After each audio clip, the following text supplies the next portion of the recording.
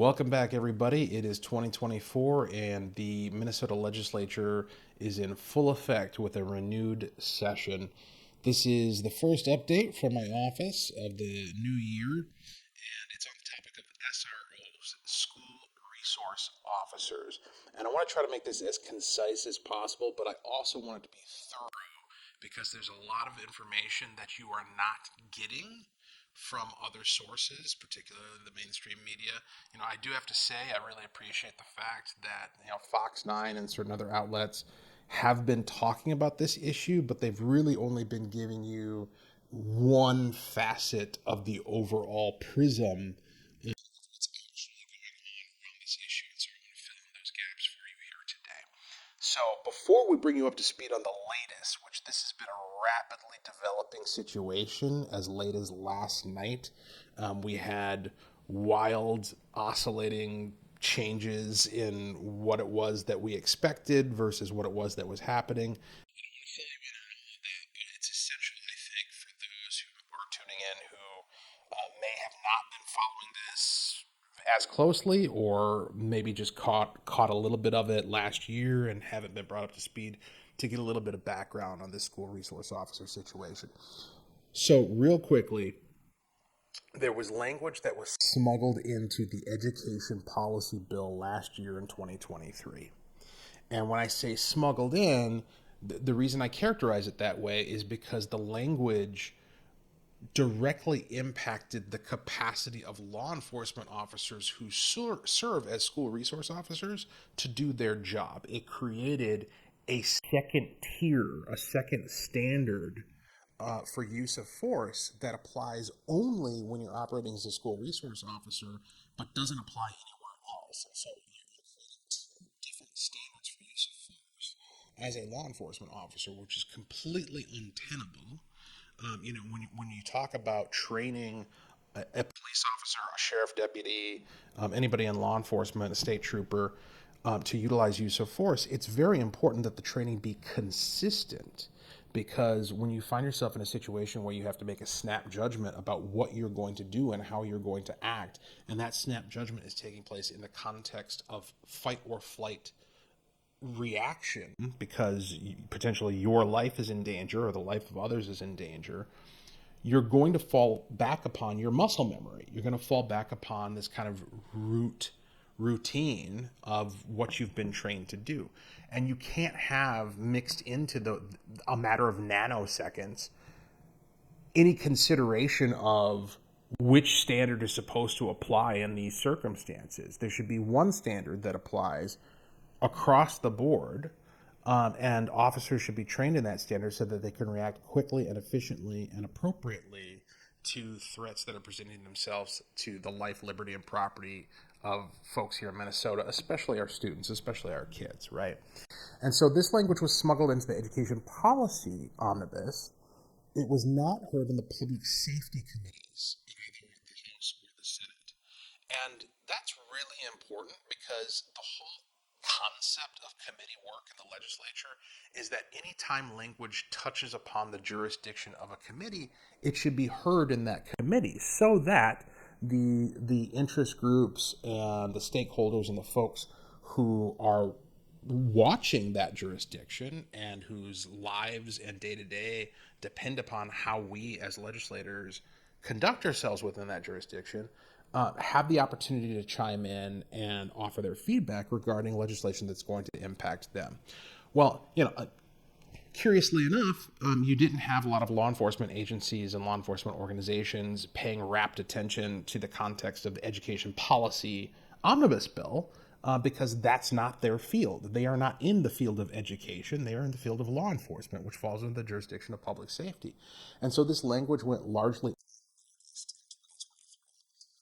right up until it took effect in August. And at that point, out of necessity, these agencies noticed, because they had to take note and take account for the fact that all these new laws were taking effect.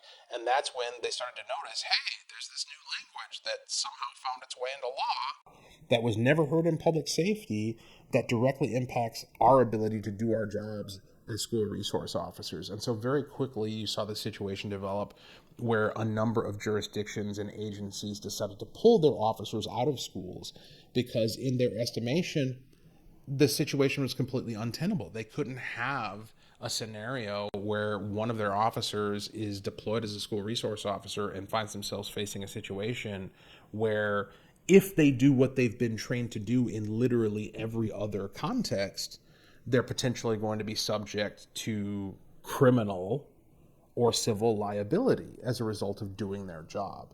And so you saw a lot of jurisdictions, including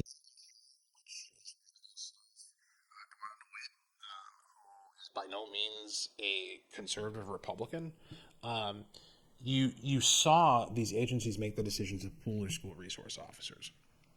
Now, there are a lot of other agencies who didn't. In fact, the vast majority of agencies did not. My own sheriff in Wright County, Sean Derringer, chose to keep SROs in schools. But if you talk to him, which he'd be more than happy to do, he will freely share with you the fact that that choice was an assumption of risk. So, whether or not jurisdictions or law enforcement agencies chose to pull their SROs or not, across the board, they all agree, at least the ones that I've talked to and the ones that I've heard from, that this language presents an untenable risk assessment or risk assumption for anyone who is conducting themselves as a school resource officer in Minnesota. And so as Republicans, we called upon Governor Walz and the majorities, the Democrat-led majorities in the legislature, to call a special session last fall before school started to fix this. And fixing this would have been really, really easy. It's super duper simple. All you need to do is put in a simple repealer that just gets rid of this language. And if you want to have a conversation about what the school resource should look like, we can do it the right way. But you fix the problem first so as to not endanger the students who are currently attending school. For whatever reason, that argument did not prevail. And it's important to note that we had bipartisan agreement on these. There was broad bipartisan support for fixing this problem immediately, and yet it did not happen, which is really, really curious. And what it leads me to, as we started this session this week here in 2024, is you had Speaker Melissa Hortman on day one talking to the press on the House floor, and she had this to say, which I found particularly noteworthy. I believe in the maxim that after the election, you take off your red jerseys and your blue jerseys, you put on your Minnesota jersey. I don't know if that's purple and gold or maroon and gold, and you do the work of the people of Minnesota. The election could be about issues we don't foresee. It's largely driven by national issues, and it kind of takes care of itself. So I think if while we're here, we're focused on doing good work for the people of Minnesota, and we'll worry about the election later. So when people come to St. Paul, they should just focus in on doing good work, trying to find common ground with people on the opposite side of the aisle, and then we'll get to the election. We'll certainly have a full, feisty competition, but that can kind of wait until basically August and September. Now, I agree with the speaker 100% and actually find her expertise validating of my instincts, which is when you're here, when you're in St. Paul, when you're engaged in the legislative work, your primary responsibility is to arrive at the best possible policy, not to support your political party or your caucus. What I find fascinating is that if that was truly the goal, if that's what they were going to do, especially on this issue of school resource officers, then things would have looked very differently, and even today would look very differently than we're currently seeing. I sat on the Public Safety Committee. I can tell you, Republican side of the aisle were engaged in the process of developing Representative Cedric Frazier's fix bill to this issue that came before us in public safety last night. We have been shut out of the conversation. We have not been part of the process. And so, if you're going to set aside your partisan jerseys, your party jerseys, and try to engage in arriving at the best policy in the most efficient manner possible, don't you think you would include the minority in your discussions with quote unquote stakeholder groups? I mean, that makes logical sense to me, but apparently it doesn't make logical sense to whoever is making the decision about how we. And it's worth noting. So we had last night. We heard Cedric Frazier's bill that is offered up as a supposed fix to the school resource officer problem. The issue with the bill, as presented, is that rather than just be a simple repealer, which is what we need in order to fix the problem and get our SROs back into schools and to remove the ambiguity that the SROs who are in schools are currently operating under. Instead of that, what we have is what I read to be a very insidious and manipulative measure, because what it does is it gets rid of some of the problematic language and puts forward in the first few pages of the bill the appearance, and like as I was reading it, I was nodding my head and thinking, "Yep, this is good. This is good. We should do this."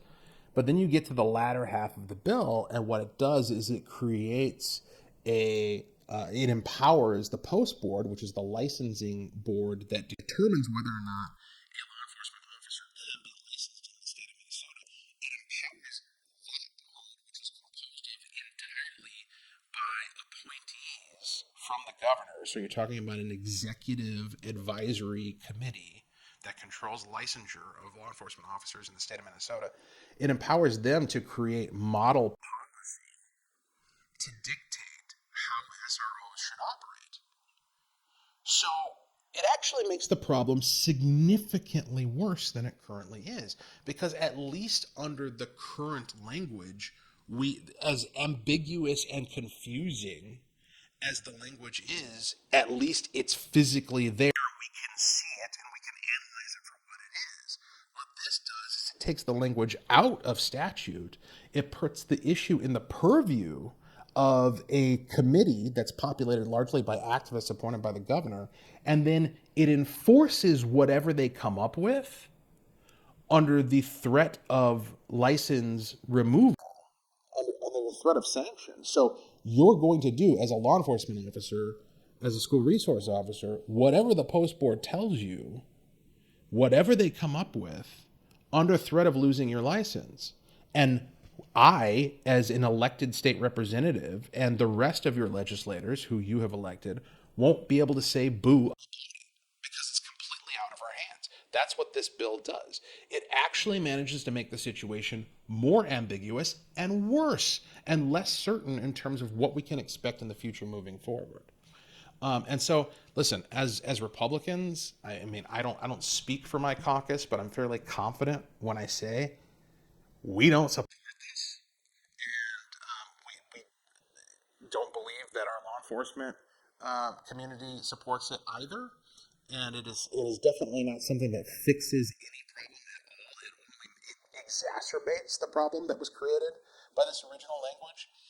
And we also call into question the sincerity of this notion put forward by the speaker that our job here is to pursue the best policy in the most nonpartisan manner possible, because the minority, yet again, this year, same as last year, is being completely shut out of the process and the discussions that result in these bills being drafted.